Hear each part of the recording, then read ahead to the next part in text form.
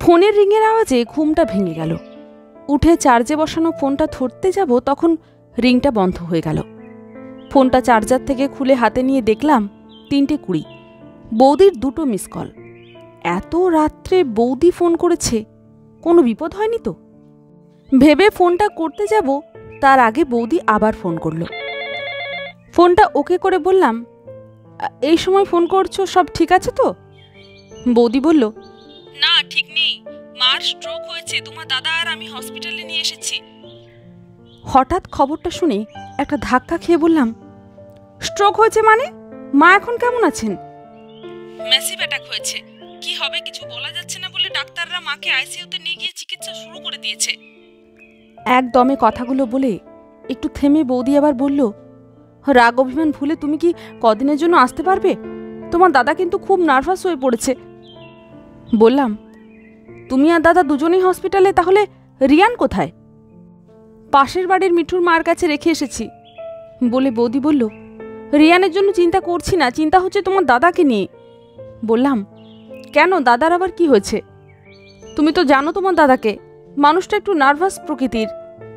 ডাক্তারদের কথা শুনে তার হাত পা কাঁপছে আর বলছে মা বাঁচবে তো। বললাম, ঠিক আছে, আমি এক্ষুনি এয়ারপোর্টের দিকে যাচ্ছি, কলকাতা যাওয়ার যে কোনো প্লেনের টিকিট পাবো, সেই প্লেনে উঠে পড়ব, তুমি চিন্তা করো না। বলে ফোনটা ছেড়ে দিয়ে এয়ারপোর্টে যাব বলে একটা উবের বুক করে ওয়াশরুমে গিয়ে ঢুকলাম। পিঠ ব্যাগে 3 সেট জামা প্যান্ট, অফিসের প্রয়োজনীয় কাগজপত্র, চার্জার আর ল্যাপটপটা নিয়ে আমার বান্দ্রার অফিসের দেওয়া 1 কামরার ফ্ল্যাটটা থেকে বেরিয়ে নিচে দাঁড়িয়ে থাকা উবেরে গিয়ে উঠলাম।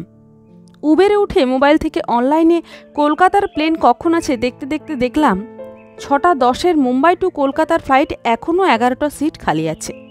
একটা টিকিট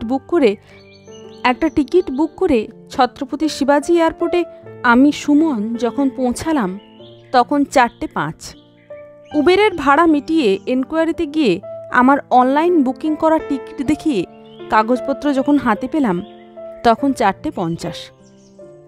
চেকিং পর্ব মিটিয়ে পিটব্যাগে ট্যাগ লাগিয়ে ডিপারচার ওয়েটিংয়ে এসে বসে মামাকে ফোন করে মায়ের অসুস্থতার কথা বলে বললাম, আমি এখন এয়ারপোর্টে প্লেনের অপেক্ষায় আছি, মাকে দেখতে যাচ্ছি।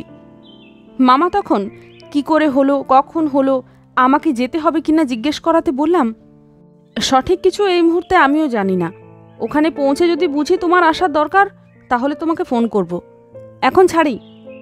বলে ফোনটা কেটে দিয়ে অফিসের বসকে একটা 7 দিনের ছুটির ইমেল করে ফোনটা পকেটে রেখে 8 বছর আগের মায়ের বলা কথাগুলো মনে পড়তে লাগলো।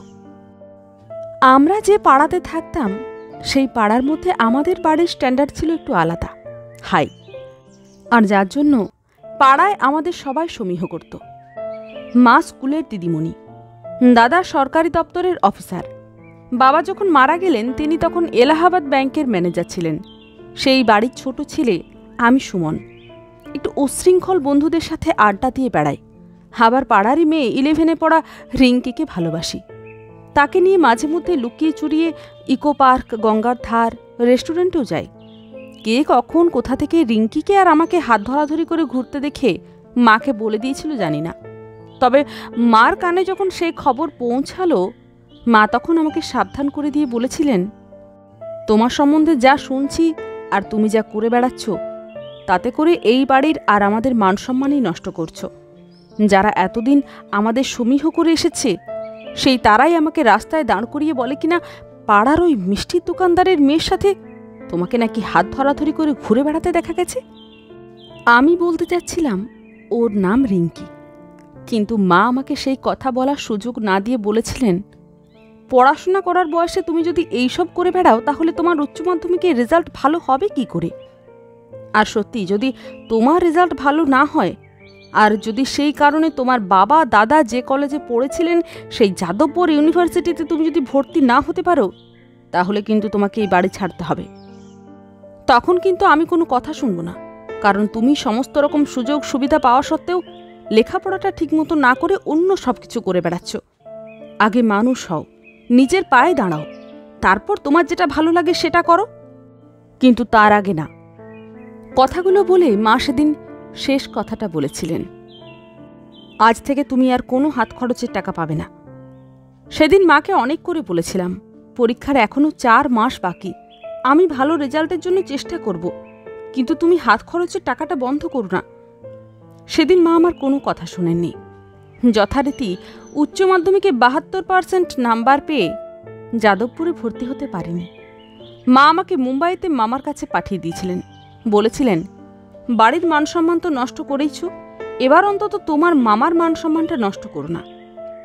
দাদা তখন বিয়ে হয়নি, বাড়ির গার্জেন মা, তাই মা যা বলবেন সেটাই হবে। তবু দাদা মাকে বলে বুঝিয়ে আটকাবার অনেক চেষ্টা করেছিল, কিন্তু মায়ের জেদের সামনে কিচ্ছু করতে পারেনি। রেজাল্টের অজুহাতে বাড়ি ছাড়া করে রিঙ্কির থেকে দূরে সরিয়ে দেওয়ার জন্য সেদিন মায়ের উপরে খুব রাগ হয়েছিল। ঠিক করে নিয়েছিলাম মায়ের সাথে আর কথা বলবো না। 14 বছর ধরে মুম্বাইতে চাকরি করার জন্য মামার পরিচিতিটা ভালোই ছিল, যার জন্য 72% নাম্বার পাওয়া সত্ত্বেও মামা অনেক ধরা করা করে শেষ পর্যন্ত মুম্বাইয়ের নামকরা জয় হিন্দ কলেজে আমাকে ভর্তি করাতে পেরেছিলেন। মুম্বাইতে চলে আসার পরও রিঙ্কির সাথে ফোনের মাধ্যমে যোগাযোগটা ছিল, কিন্তু 1 বছর যেতে না যেতে রিঙ্কি আস্তে আস্তে যোগাযোগটা কমাতে কমাতে শেষে একেবারেই বন্ধ করে দিল। আমি যখনই তাকে ফোন করতাম তার ফোন নট রিচেবল বলতো। অন্য বন্ধুদের তখন ফোন করে বলতাম, রিঙ্কির সাথে কথা বলতে পারছি না, ও ঠিক আছে তো, ওর কাছে গিয়ে ওর সাথে একবার কথা বলি দে। তখন তারা হ্যাঁ দিচ্ছি বলে ফোনের সুইচ অফ করে দিয়ে আর কথা বলতো না। রিঙ্কির সাথে কথা বলতে পারছিলাম না বলে মন খারাপ করে থাকতাম, কোনো কিচ্ছু ভালো লাগতো না। সেই রাগটাও গিয়ে পড়তো মায়ের উপরে, যার জন্য মা ফোন করলে আমিও ধরতাম না, আমি ফোনও করতাম না। 4 বছর পর আমি যখন গ্র্যাজুয়েশন করে MBA করছি, দাদা একদিন হঠাৎ করে ফোন করে বলল, তোর রিঙ্কির কিন্তু আজ বিয়ে, আমার নিমন্ত্রণ আছে, আসবি নাকি? সেদিন রিঙ্কির বিয়ের কথা শুনে আমার খারাপ লাগেনি, কারণ সে নিজের থেকে যোগাযোগ বিচ্ছিন্ন করেছিল। যার সাথে 3 বছর কোনো যোগাযোগ নেই, তার জন্য সেই ফিলিংসটাও আর ছিল না। বিয়ের কথা শুনে সেদিন দাদাকে বলেছিলাম, তুই যে বিয়ে বাড়ি যাবি মা কিছু বলবে না? সেদিন দাদা বলেছিল, পাড়ার লোক হিসেবে নিমন্ত্রণ আমাদের সবার, কিন্তু মা শুধু আমাকে একা যেতে বলেছে। কথাটা শুনে সেদিন যে আমার কি হয়েছিল, ফোনটা কেটে দিয়েছিলাম। পরক্ষণে দাদা ফোন করলেও সেদিন আর ফোন ধরিনি, কারণ মাথাটা গরম হয়ে গিয়েছিল এই ভেবে, যার জন্য আমাকে বাড়ি ছেড়ে মুম্বাইতে থাকতে হচ্ছে সে বিয়ে করছে এবং তার বিয়েতে আমারই দাদা যাচ্ছে নিমন্ত্রণ খেতে।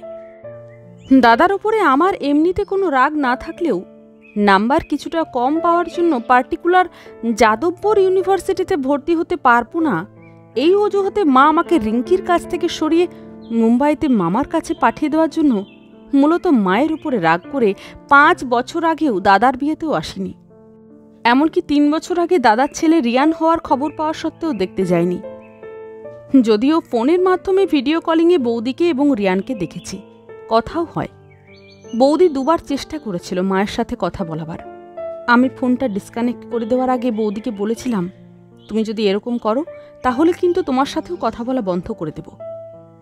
তারপর বৌদি মাঝে মাঝে ফোন করে, আমার খবর নিলেও মায়ের সাথে কথা বলার কথা আর বলতো না। সেই বৌদি আজ যখন ফোন করে বলল মায়ের অবস্থা ভালো না, ICUতে ভর্তি আছে, তখন হঠাৎ খবরটা শুনে বুকে যেন একটা ধাক্কা খেয়েছিলাম। ওই মুহূর্তে বৌদিকে খুব বলতে ইচ্ছে করছিল, ভিডিও কলিংয়ের মাধ্যমে মাকে একটু দেখার ব্যবস্থা করে দাও না, কিন্তু কথাটা বলতে পারিনি। মায়ের সাথে আমার করা ব্যবহারের কথা ভেবে, আর মা ICUতে আছে বলে। তাই তো একটু দেরি না করে সমস্ত মান অভিমান ভুলে মাকে দেখার জন্য, মায়ের সাথে কথা বলার জন্য এয়ারপোর্টে বসে আছি প্লেন ছাড়ার অপেক্ষায়। চিন্তায় ছেদ পড়ল আমার প্লেনের অ্যানাউন্সমেন্ট শুনে। বাবা মারা যাওয়ার পর যে মা কোনোদিন বাবার অভাব বুঝতে দেয়নি, এমনকি আমি যে আজ মুম্বাইতে পড়াশোনা করে চাকরি করছি, সেও ওই মায়ের জন্য। আজ সেই মা এখন ICUতে শুয়ে মৃত্যুর সাথে লড়াই করছে। ভেবে ঝাপসা হয়ে আসা চোখ দুটো মুছে হাত জোর করে বাবা ভোলানাথের উদ্দেশ্যে অন্তর থেকে বলতে লাগলাম, বাবা আমার মাকে সুস্থ করে দাও। উঠে লাইনে দাঁড়িয়ে ফোন বার করে বৌদিকে ফোন করে বললাম, 6:10 প্লেনটায় উঠছি, নেমে কোন হসপিটালে যাব, আর মা এখন কেমন আছেন? বৌদি বলল, মা এমআরআইতে আছে, ওই একই রকম, তুমি বরং বাড়িতে গিয়ে ফ্রেশ হয়ে তারপরে এসো। বললাম, তুমি আর দাদা কি এখনো হসপিটালে আছো? বৌদি হ্যাঁ বললে। বললাম, তাহলে আমি আগে হসপিটালে গিয়ে মাকে দেখব বলে ফোনটা কেটে দিয়ে সুইচ অফ করে সিটে বসলাম। কলকাতায় নেমে ফোনে সুইচ অন করে পিট ব্যাগটা নিয়ে একটা উবের বুক করে হসপিটালে যখন পৌঁছালাম তখন 10:20। বৌদিকে ফোন করে জিজ্ঞাসা করলাম, তোমরা কোথায় আর মায়ের খবর কি? মা ওইভাবেই আছে বলে বৌদি বলল, আমরা 3rd ফ্লোরে আইসিইউর সামনেই আছি। ঠিক আছে, আসছি বলে লিফটে উঠতে গিয়ে সেখানে জায়গা না পেয়ে সিঁড়ি দিয়ে উঠতে লাগলাম। 3rd ফ্লোরে এসে আইসিইউটা কোন দিকে যখন খুঁজছি তখন দাদা আমাকে দেখতে পেয়ে, সুমন এদিকে আয় বলে ডাক দিতেই দেখলাম ফ্লোরের শেষ ঘরটার সামনে দাদা বৌদি দাঁড়িয়ে আছে। সেদিকে দ্রুত পায়ে এগিয়ে গিয়ে দাদাকে বললাম, মা কোথায় আছে? আমাকে মার কাছে নিয়ে চলো। দাদা বৌদির দিকে একবার তাকিয়ে আমাকে বলল, আইসিইউর মধ্যে কাউকে ঢুকতে দেয় না, তুই এই দরজার সামনে দাঁড়িয়ে কাঁচের মধ্যে দিয়ে দেখ বলে দাদা আমার হাত ধরে দরজার সামনে নিয়ে এসে কাঁচের দিকে তাকিয়ে মাকে দেখিয়ে দিয়ে বলল, সেই ভর্তি করার পর থেকে একই রকম আছে। ডাক্তারদের কাছে জিজ্ঞেস করলে বলছে পেশেন্টের জ্ঞান না ফেরা পর্যন্ত কিচ্ছু বলা যাচ্ছে না। সেই এলাম, কিন্তু মাঝখানে 7.5 বছর পার হয়ে গেছে। দরজার বাইরে দাঁড়িয়ে মেশিনের সাপোর্টে থাকা মাকে দেখে নিজের কৃতকর্মের জন্য খুব কষ্ট হতে লাগলো। আমি কেঁদে ফেললাম। দাদা আমার কাঁধের উপরে হাত রেখে বলল, মা ঠিক সুস্থ হয়ে উঠবে, কাঁদিস না। আমি তখন দাদাকে বলতে যাচ্ছিলাম, মায়ের এই আজকের অবস্থার জন্য আমি হয়তো দায়ী। কিন্তু ঠিক তখনই দরজার সামনে দাঁড়িয়ে উকি ঝুঁকি দিচ্ছি বলে ভেতর থেকে একজন ডাক্তার বেরিয়ে এসে দাদাকে বলল, আপনারা আর কত সময় এখানে দাঁড়িয়ে থাকবেন? বাড়ি যান, পেশেন্টের জ্ঞান ফিরলে আমরা খবর দিয়ে দেব। দাদা কিছু একটা বলতে যাচ্ছিল, কিন্তু তার আগে আমি ডাক্তারবাবুর সামনে চোখে জল নিয়ে হাত জোড় করে বললাম, 7.5 বছর মাকে দেখি না, আমাকে একটু মায়ের কাছে যেতে দিন না। যতই মা চোখ বন্ধ করে থাকুক, আমি মায়ের সামনে গিয়ে দাঁড়ালেই মা ঠিক সব বুঝতে পারবে সুমন এসেছে বলে। চোখ দুটো মুছতে মুছতে বললাম, মার জ্ঞান ঠিক ফিরে আসবে, প্লিজ ডাক্তারবাবু, একটিবার আমাকে মায়ের সামনে যেতে দিন। ডাক্তারবাবু আমাকে আর আমার পিঠের ব্যাগটাকে দেখে বললেন, আপনি ওনার কে হন আর কোথায় থাকেন? বললাম, আমি ওনার ছোট ছেলে, মুম্বাইতে থাকি, মায়ের অসুস্থতার খবর পেয়ে চলে এসেছি।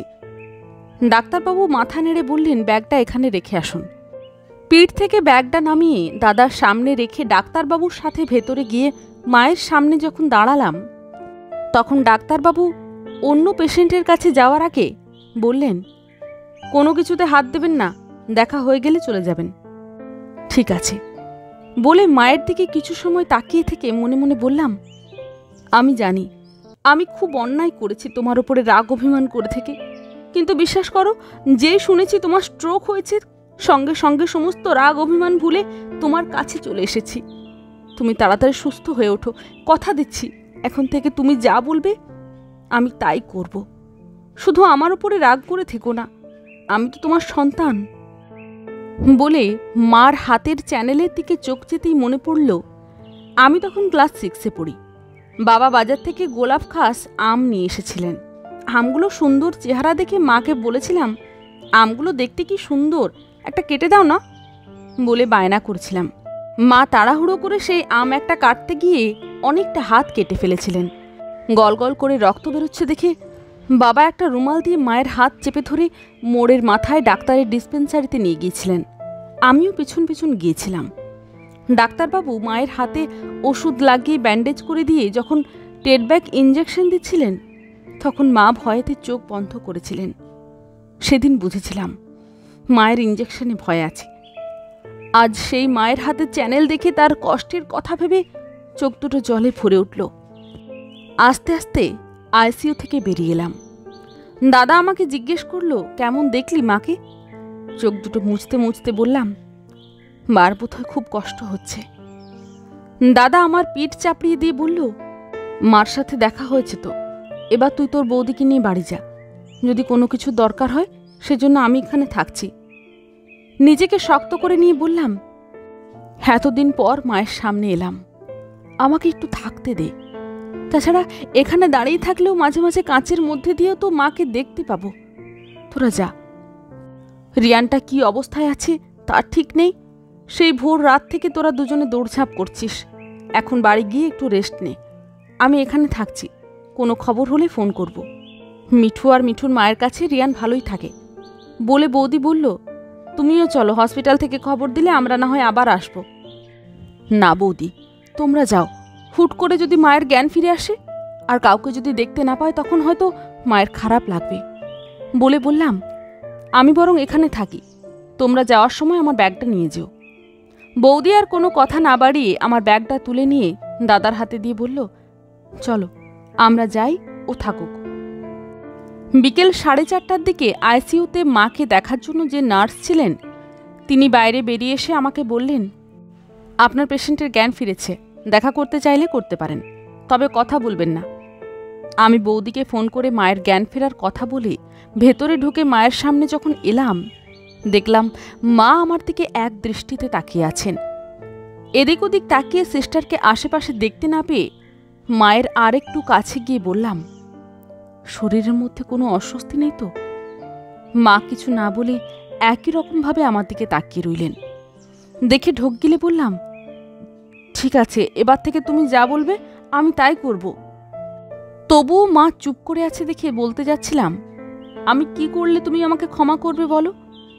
মা ইশারা করে আর একটু কাছে আসতে বলে আস্তে করে বললেন, কদিনের ছুটি নিয়ে এসেছিস? 7 দিনের ছুটি বলে বললাম, কেন? মা ঠিক তেমনি আস্তে করে বললেন, ছুটিটা 20 দিনের জন্য নিয়ে নে। বললাম, 20 দিনের ছুটি চাইলে তো চাকরি থাকবে না, তাছাড়া 20 দিন থেকে আমি কি করব? মা সে কথার কোনো উত্তর না দিয়ে চুপ করে গেল। বললাম, 7 দিনের মধ্যে তুমি অনেকটা সুস্থ হয়ে উঠবে, তারপর আমি চলে গেলেও প্রতিদিন ভিডিও কলে কথা বলবো। মা আস্তে করে বললেন, যেখানে থাকিস সেখানে কি কোনো মেয়ে বন্ধু আছে তোর? হঠাৎ মা এ কথা কেন জিজ্ঞেস করছেন ভেবে না পেয়ে মাথা নাড়িয়ে না নেই বলে বললাম, কেন? মা বললেন, তাহলে এবার তোর বিয়েটা দিয়ে দেব। কয়েক সেকেন্ড চুপ করে থেকে বললাম, ঠিক আছে, তুমি মেয়ে দেখতে লাগো, তোমার পছন্দ হলে আমাকে বলো, আমি চলে আসব। মা বললেন, মেয়ে আমার তোর জন্য পছন্দ করা আছে। হোঁচট খাওয়ার মতো করে বললাম, সে কি, কোন মেয়ে? বলে মায়ের দিকে অবাক হয়ে তাকালাম। মা বললেন, আমাদের পাশের বাড়ির মিঠু, খুব ভালো মেয়ে, শুধু আমার না, তোর দাদা বৌদিরও খুব পছন্দ ওকে। আমি ওর বাবা মায়ের সাথে কথাও বলে রেখেছি। মিঠুর কথা শুনে মনে পড়ল, আমি যখন উচ্চ মাধ্যমিকের ছাত্র তখন মিঠু ক্লাস 9 থেকে 10-এ উঠেছিল। রাস্তাঘাটে তার সাথে মাঝে মধ্যে চোখাচোখি হলেও দেখতে তাকে ভালো ছিল। তার উপরে পড়াশোনাতেও ভালো ছিল বলে ও কারোর সাথে কথা বলতো না। তাছাড়া যখনই রিঙ্কির সাথে আমাকে দেখত মুখটা গম্ভীর করে অন্যদিকে তাকিয়ে থুতু ফেলত। বাবা মায়ের একমাত্র মেয়ে বলে মিঠু যখনই বাইরে বের হতো সঙ্গে ওর মা থাকত। আমাদের দেখলেই কেন থুতু ফেলত কথাটা জিজ্ঞেস করতে পারিনি। কিছু সময় চুপ করে থেকে মাকে বললাম, মিঠুর মতো মেয়ে আমাকে বিয়ে করতে রাজি হবে কেন? তাছাড়া ও তো জানতো রিঙ্কির সাথে আমার একটা সময় সম্পর্ক ছিল।